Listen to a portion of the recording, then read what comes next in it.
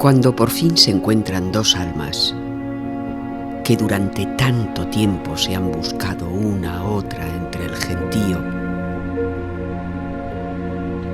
cuando advierten que son pareja, que se comprenden y corresponden,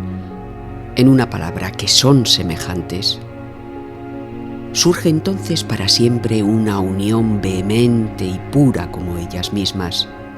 una unión que comienza en la tierra y perdura en el cielo.